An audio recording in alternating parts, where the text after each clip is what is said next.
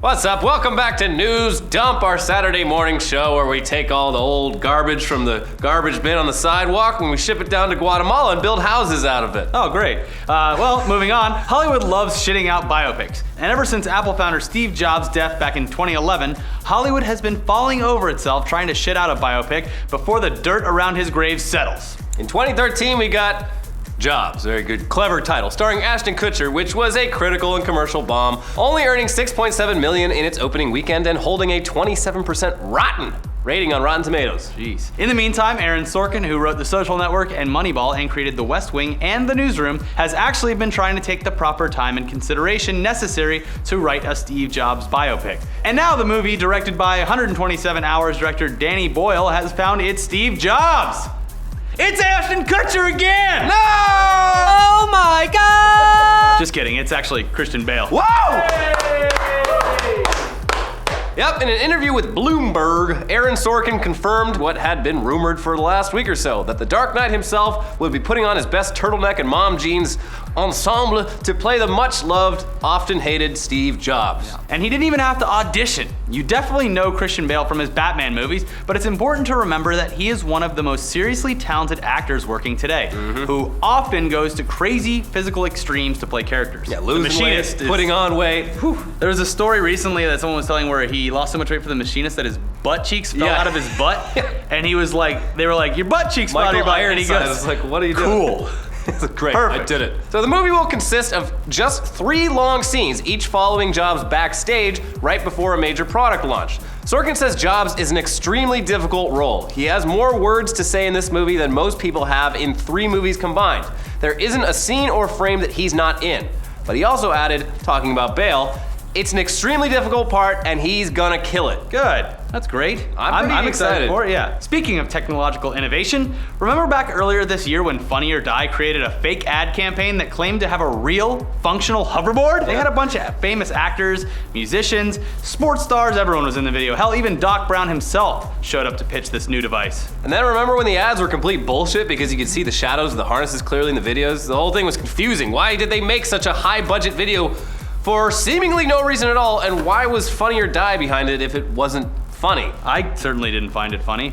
The video made everyone question the video itself almost more than the fact that hoverboards might exist. What was the point? Well, fuck them, because a company has gone and done the seemingly impossible by actually inventing a real-life hoverboard. We have hoverboards! Sorta. Ladies and gentlemen. Sorta. Ladies and gentlemen, hoverboards. And although it's not as pretty as the one from the fake ads or the one from Back to the Future, it actually works. Sorta. It's called the Hendo, named after its creator, Greg Henderson. It's probably like his frat name. Oh yeah, hey, what's up, Hendo? Hendo banged 3 chicks Get last Hendo night. another drink! And the price tag right now sits at $10,000. A little out of my price range, personally, but Just perfect for my price range. yeah. But how does it work? Magnets? I don't know how those work. Well, don't ask Insane Clown Posse, because to them, magnets are just magic and fairy dust. Fucking magnets, how do they work? But the company producing it, Arcs Pax, makes objects, not just this hoverboard, float in the air by reorganizing magnetic fields in order to achieve the effect. Whoa! It's kind of like, I would assume how the bullet trains work in Japan. Yeah, maglev. So for now, you not only have to have the device, but you have to have an area producing the electromagnetic field to put it on. It's a far cry from what we were all promised 30 years ago in Back to the Future, but it's progress nonetheless. Yeah, maybe in 30 more years we'll have the 30 years we can all eat shit trying to ride a hoverboard. Yeah. Now, speaking of toys you can't have, Toys R Us just came under fire this week from a concerned mom for selling Breaking Bad action figures. Susan Shriver of Fort Myers, Florida. Why are you looking? Oh, Florida, that's why you're looking at me. God damn it. Yep. She decided that it wasn't appropriate for a toy store to carry action figures based on a show that deals heavily with drugs and death. What do you mean? But mostly the drugs part, because as we all know, watching people die gruesome deaths is just fine in American society. It's the drugs and nudity part we all apparently have a problem with. Not the death. We got our priorities locked down. Where did my little guy go? Oh, here he is. Yeah, I have one. Yo, Mr. White. Luckily got it before he got banned. So Susan started a petition and got all the other moms with nothing better to do than complain while sipping on margaritas all day. And before we knew it, Toys R Us had taken all of the action figures off its shelves. Boo! Boo! Fuck you. Walter White himself, Bryan Cranston, took to Twitter to air his grievances, saying, Florida Mom petitions against Toys R Us over Breaking Bad action figures. I'm so mad I'm burning my Florida Mom action figure in protest. I would love to have a Florida Mom action figure. Florida man, Florida woman, Florida mom. They come with their own Florida little son. police height chart behind them. And then once the petition was successful, he followed up with, Toys R Us puts Breaking Bad toys on indefinite sabbatical. Word on the street is that they were sent to Belize. Haha. Nicely played, Florida Mom. Now, later in the week, Aaron Paul, aka Jesse, tweeted, Wait, so Toys R Us pulled all the Breaking Bad figures from their shelves and still sells Barbie? I wonder what's more damaging, bitch. And I added the bitch part in. And he also said, And what about all the violent video games you sell, Toys R Us? Do you still sell those? Florida Mom really messed it up for everyone. Now, whoa. Easy there, Jesse. No need to remind helicopter parents that video games are still violent. Don't fuck everything up for us, okay? Now, we're not done banning things yet, though. New Zealander pop singer Lorde might be basically the entire world's sweetheart right now, but baseball fans in San Francisco don't want to hear her sing until the World Series is over. She's actually a 45-year-old geologist from South Park, Colorado. That's what I heard. We know that now.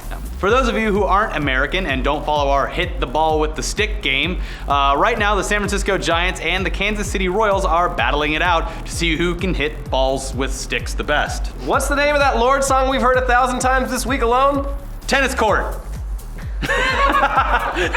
No, it's actually Royals. Oh, okay. I see. The Royals, the Kansas City Royals. I've outed myself as a Lorde fan. Oh, yeah. She was great at Coachella. So yeah, KFOG, or K-Fog, up in San Francisco posted to Facebook this week, No offense, Lorde, but for the duration of the World Series, K-Fog Radio will be a Royals-free zone. We're sure you understand. And then there was a bunch of sound effects like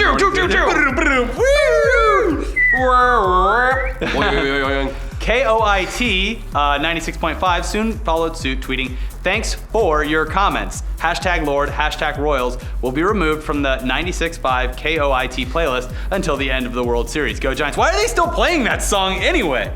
It's fucking old. It is old. Now in response, Kansas City station 99.7, The Point, played 12 straight hours of Royals on the day of the first game of the series, which I think is more torturous to their fans there than anything. Yeah, this is all dumb and it's clearly just a well-played publicity stunt on all of these radio stations' parts, but the real question we have is, what does Lorde think about all this? I am Lorde, yeah, I'm Lorde. I mean, I'm guessing it's something like, baseball is like cricket, innit? Or something like that. Sorry, New Zealand. God damn it, Elliot. Speaking of things we have no business talking about, we'll be the first to admit we don't really get Minecraft. No. I played it a couple times. It seemed fun, but it got too crazy. But that doesn't stop us from enjoying some of the insanely ambitious things people have made in that game. This week, some German dude blew our minds even more than we thought possible when he somehow made a working iPhone in Minecraft. That's fucking crazy. Yeah. I don't have a clue how this guy did this, and I almost like it better that way. I'm sure people out there that play Minecraft, they know exactly how it was done. No. It's got a working home button, a working touchscreen, and a bunch of functioning apps that he jumps onto to open. Yeah, there's iTunes, weather, stocks, Facebook. There's a paint app that you can actually paint on. There's a slot machine game that you can play. And there's a blackjack game you can play, and a bunch of other crazy shit. Also, the video is entirely in German, which I don't understand, but I find quite soothing. So.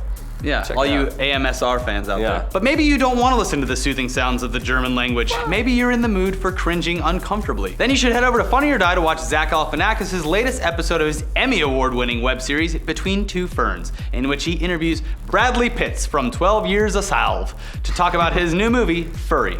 It's the most intentionally cringy thing we've seen in a long time, and these two guys do an amazing job acting like they fucking hate each other. Also, Louis C.K. stops by in the middle for almost no reason at all. We weren't sure Galifianakis could ever top his previous Between Two Ferns where he interviewed President Barack Obama, but I think he just might have. This is a great series, one of my most favorite web series of all time. Speaking of celebrities who make us uncomfortable, back in 2012, comedian musician Rob Cantor created a song, Actual Cannibal Shia LaBeouf. A catchy, surreal, spooky song about, you guessed it, Shia LaBeouf being an actual cannibal chasing a man through the woods and trying to eat him.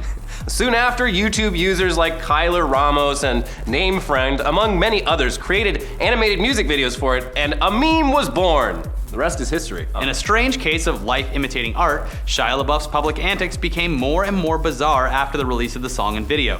What started off as a joke seemed to be becoming a reality, and every step of the way we had actual cannibal Shia LaBeouf on standby to help us cope with the fact that Shia LaBeouf might actually be a cannibal after all. He might be. Well, now after over 2 years, Rob Cantor has gone back to actual cannibal Shia LaBeouf for round 2.